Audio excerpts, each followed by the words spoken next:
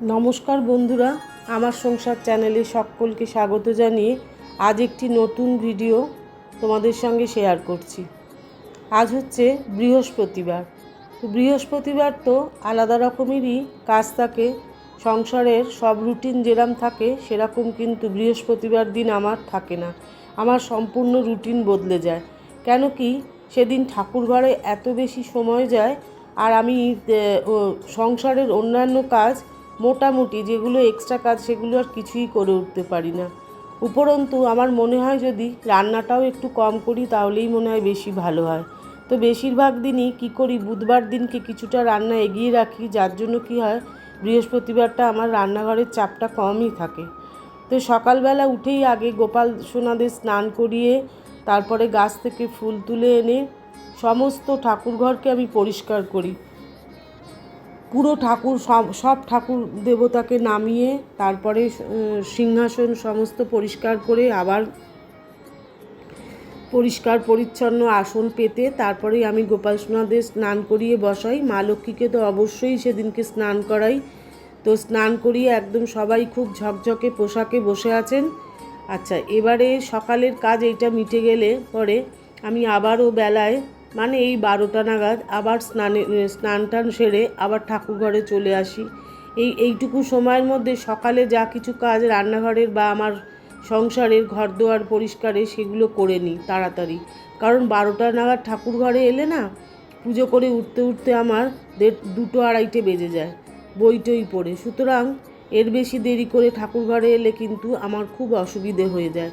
তো মা লক্ষ্মীর পুজো বলে কথা, আমি একটা পাত্র নিই আর পাত্রের মধ্যে একটু দুব্ব আর একটু ধান দিয়ে তারপরে ঘটে গঙ্গা জল নিয়ে স্বস্তিক চিহ্ন এঁকে, আমার মনে হয় সবাই তোমরা তাই করো।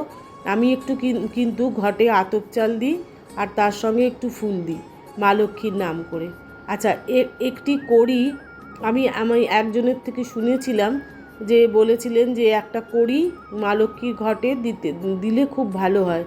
তাই জন্য আমি সেই কড়ি দিই।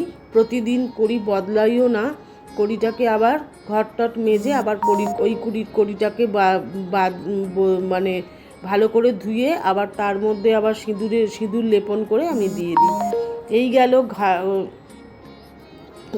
ঘটের মানে ঘট পাতার কাজ।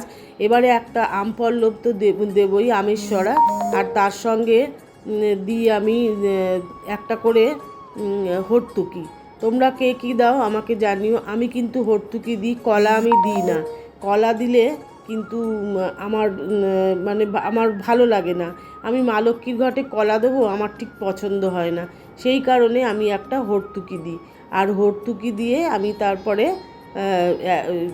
ঘরটা বসাই মা লক্ষ্মীর নাম করে। আর একটা বাটা সাজিয়ে নিই, যে বাটাটার মধ্যে রাখি কিছু দুব্ব আর একটা পানের উপরে রাখি একটি কলা আর একটু কুচো সুপুরি রাখি। আর বাটার মধ্যে একটা ছোট্ট বাটি করে আমি একটু গোলা সিঁদুর রাখি, যেটা মা লক্ষ্মীকে আমি সামনে দিয়ে পরে ওই সিঁদুরটা আমি বাড়িতে পরে নিই, মানে কপালে ঠেকাই, মাথায় ঠেকাই। আর কিছু হলুদ ফুল রাখি। এইভাবেই বাটা সাজিয়ে এবার মা লক্ষ্মী তো হলুদ ফুল ভীষণই ভালোবাসেন, তাই জন্য চেষ্টা করি মা লক্ষ্মীকে বৃহস্পতিবার হলুদ ফুলই দিতে। গাছে প্রচুর ফুল হয় জানো, গাছের ফুলগুলো এত সুন্দর হয়। বাজার থেকেও অনেক মালা আনে, অনেক ফুল আনা হয়, কিন্তু সেগুলো আমার দিতে ঠিক ভালো লাগে না। আমার মনে হয় যে একটু ঘরের ফুলই দিয়েই সাজাই। আর একটু ধনে নিই, গোটা ধনে আমি প্রত্যেক বৃহস্পতিবার মা লক্ষ্মীর মা লক্ষ্মীকে চারপাশ দিয়ে ওই ধনে ছিটিয়ে দিয়ে তারপরে আমি পুজো ঘরটট মানে পাতা হয়ে গেলে তারপরে আমি বই পড়ি। আর আজকে দেখো আমি আমার গাছের ফুল দিয়ে আমার গোপাল সোনাদের দারুণ সুন্দর করে সাজিয়েছি, তোমাদের সঙ্গে শেয়ার করছি। ভালো লাগলে কিন্তু তোমরা অবশ্যই একটা লাইক করে দিও আর কমেন্ট করে জানিও আমার গোপাল সোনাদের কেমন লেগেছে, আমার মা লক্ষ্মীকে তোমাদের কেমন লেগেছে। চেষ্টা করি সুন্দর করে ঠাকুরঘরকে সবসময় পরিষ্কার পরিচ্ছন্ন রাখতে। কতটা পারি সেটা তোমরা বলতে পারবে যে কতটা পরিষ্কার পরিচ্ছন্ন হয়। যৎসামান্য একটু ফলমূল নিবেদন করলাম ঠাকুরকে, মা লক্ষ্মীকে, যা পুজোর করা হয়ে গেলে পরে, সাজানো হয়ে গেলে পরে।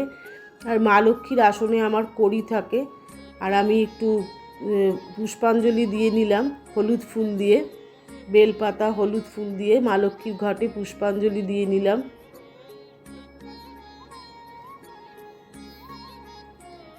এবার আরতি করছি, তোমরা আরতিটা দেখো। যদি আমার এই ভিডিওটা তোমাদের ভালো লাগে তাহলে কিন্তু আত্মীয় স্বজন, বন্ধু বান্ধবদের সঙ্গে অবশ্যই শেয়ার করে দিও। আর যদি কি বলবো, আর আমি দেখো কথা বলতে বলতে তোমাদের সঙ্গে কিন্তু অনেকটা সময় কেটে গেল। আমার ভিডিওটাও আশা করি তোমরা সকলেই দেখবে, তাহলে আবারও আমার অনেক গল্প হবে পরের দিন তোমাদের সাথে। তোমরা আরতি দেখো। মা লক্ষ্মী বসো, মা লক্ষ্মী ঠাকুমা